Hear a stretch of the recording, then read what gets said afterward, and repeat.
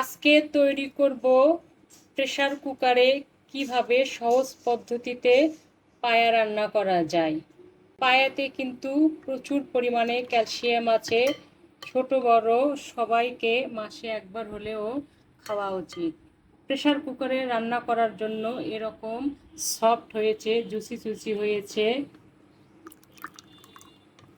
এরকম রান্না না হলে কিন্তু পায়া বা নেহারির অথেন্টিক স্বাদ আসে না। পাতিলে রান্না করলে কিন্তু এরকম কখনোই হতো না। তো আমরা অবশ্যই চেষ্টা করব সময় বাঁচিয়ে, গ্যাস বাঁচিয়ে প্রেসার কুকারে রান্না করার জন্য। তাহলে একদম অথেন্টিক স্বাদটা আমরা খুঁজে পাবো। পায়া কিন্তু রুটি বা পরোটা দিয়ে খেতে অনেক স্বাদ। আমার চ্যানেলটি সাবস্ক্রাইব করে ভিডিওটি লাইক, কমেন্ট, শেয়ার করে আমার সঙ্গে থাকবেন। আপনাদের ভালোবাসা আমাকে কাজের অনুপ্রেরণা দেবে। চলুন কিভাবে তৈরি করেছি দেখে আসি। তার জন্য এখানে আমি গরুর পায়া নিয়েছি 1 কেজি বা 1 কেজির একটু বেশি। আমি এভাবে কাটিনি, কিন্তু কসাইয়েরা এভাবে কেটে দিয়েছে। পা পরিষ্কার করা কিন্তু অনেক কঠিন আবার সহজ। পাতে প্রচুর পরিমাণে লোম থাকে, ময়লা থাকে, কাট লেগে থাকে। সেগুলো সময় নিয়ে ধৈর্য সহকারে তুলতে হয়। তো আমি অনেক কয়টা ধোয়া দিয়ে নিয়েছি, লোমগুলো তুলে নিয়েছি। আর এই যে পায়ের নিচের অংশ, এটাকে অনেকে খুর বলে। গরুর যে নিচের অংশটাকে থাকে, কালো অংশটা এখানে থাকে। এই কালো অংশটা প্রচুর পরিমাণে গরম পানিতে দিয়ে একটা বাড়ি দিতে হয়। সেখানে প্রচুর পরিমাণে গরম পানি নিতে হবে, একদম টকবক টকবক করে ফুটছে। সেখানে আমি দিয়ে 10 সেকেন্ড বা 15 সেকেন্ডের মতো রেখে একটা এরকম করে হাতল দিয়ে বা কিছু দিয়ে বাড়ি দিলে এই অংশটা পড়ে যায়। তারপরে এখানে সাধারণ যে পানি আছে সে পানি দিয়ে প্রচুর পরিমাণে ধুয়ে নিয়েছি। এখন যে পানি দেখছেন এটা কিন্তু উষ্ণ উষ্ণ গরম পানি।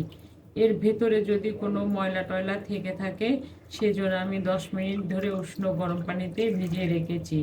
বেশি গরম পানি দেওয়া যাবে না, উপরের তেলগুলো গলে যাবে। নলির ভিতরে যে অংশ আছে সে অংশটা গলে যাবে। সেজন্য আমি উষ্ণ উষ্ণ গরম পানি নিয়েছি। তো 10 মিনিটের মতো হয়ে গেছে। এখন আমি এটা তোলা ধোয়া দেব, দিয়ে আর একটা ধোয়া দেব। এখানে আর কোনো ময়লা নেই, একদম ঝকঝকা সাদা পানি বের হয়েছে। এটাও কিন্তু উষ্ণ উষ্ণ গরম পানি।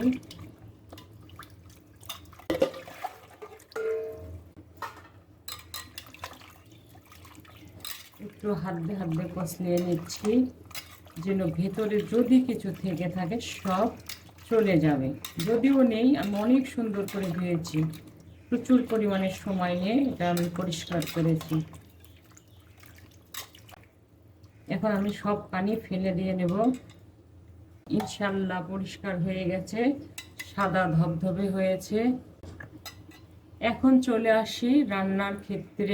পা কিন্তু পাতিলেও রান্না করা যায়, আবার প্রেসার কুকারেও রান্না করা যায়। তো পাতিলে রান্না করলে কিন্তু প্রচুর পরিমাণে সময় লাগে। এতে করে যা হয়, এই অংশগুলো কিন্তু খুলে আসে না, ভিতরের অংশগুলো কিন্তু খুলে আসে না। তো আসল যে স্বাদটা সেটা আমার মনে হয় প্রেসার কুকারে রান্না করলেই ভালো হয়। প্রযুক্তির ক্ষেত্রে এখন কিন্তু সবার বাসায় ইনশাল্লাহ প্রেসার কুকার আছে। তো আমরা প্রেসার কুকারে রান্না করলে আমরা কিন্তু এর আসল যে স্বাদটা সেটা পাবো। এই তেলগুলো সব খুলে আসবে, উপরের মাংসটা সফট হবে, ভেতরের নলির ভিতরে যে তেলগুলো আছে সেগুলো সব চলে আসবে। ঝোলটা একদম খুবই সুন্দর হবে, খেতে অনেক সুস্বাদু হবে। তো সেই জন্য আমি আজকে প্রেসার কুকারে রান্না করছি। প্রেসার কুকারে দিয়ে নিচ্ছি। প্রেসার কুকারের যে বাষ্পটা আছে সেটা কিন্তু বের হতে থাকে না, প্রেসার কুকারের মধ্যেই থাকে। এর কারণেই পা রান্না করতে অনেক সুবিধা। প্রেসারের চাপে এর ভিতর থেকে সব কিছু বের হয়ে আসে। এখানে বেশি মশলা লাগে না, হালকা মশলা। 2টো তেজপাতা দিলাম, সাদা এলাচ দিলাম, দারচিনি দিলাম 3 টুকরা, 5টা লং আর 10-12টা গোলমরিচ দিলাম। সামান্য হলুদ দেবো, পাতে কিন্তু হলুদ দিলে ভালো লাগে না, কালারটা দেখতে খারাপ লাগে। আর এই পর্যায়ে আমি বেশি পেঁয়াজ দেব না, অল্প পেঁয়াজ দেব।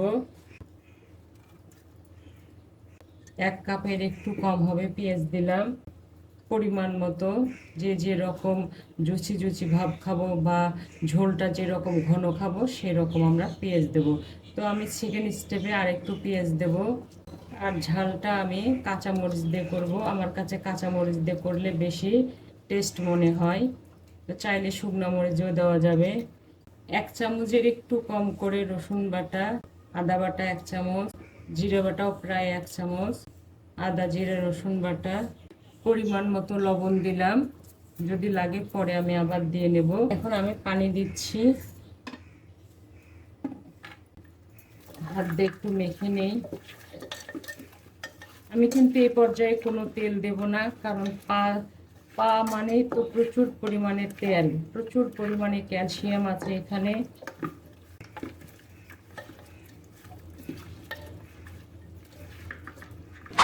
ইনশাল্লাহ হয়ে গেছে। এখন আমি পা সেদ্ধ হওয়ার জন্য পানি দিচ্ছি পরিমাণ মতো। পাতে কিন্তু একটু বেশি পানি লাগে, সেটা প্রেসার কুকারে হলেও লাগবে, পাতিলে তো আরও বেশি লাগবে।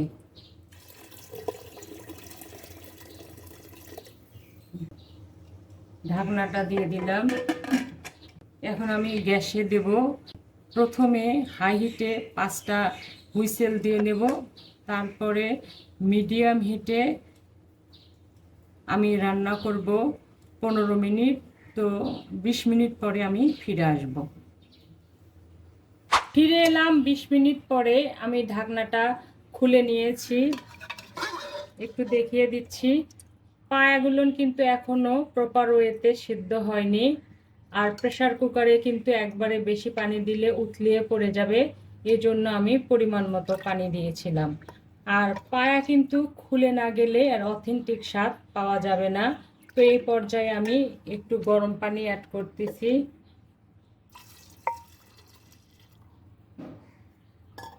পরিমাণ মতো গরম পানি দিলাম। আর আমি যেহেতু বাগার দেব, তো বাগারের পেঁয়াজটা আমি এই পর্যায়ে দিয়ে নিচ্ছি। পেঁয়াজ বেরেস্তা দিলাম 1/2 কাপ। আপনারা চাইলে পুরো রান্না কমপ্লিট হওয়ার পরেও বাগারটা দিতে পারবেন, তো দুটো ক্ষেত্রে স্বাদটা অথেন্টিক আসবে। এখন সব আমি মিক্স করে দেব।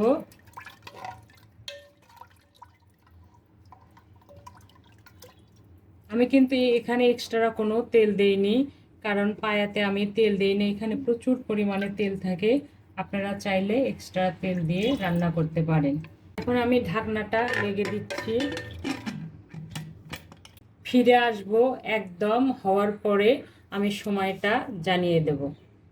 ফিরে এলাম 1 ঘন্টা পরে।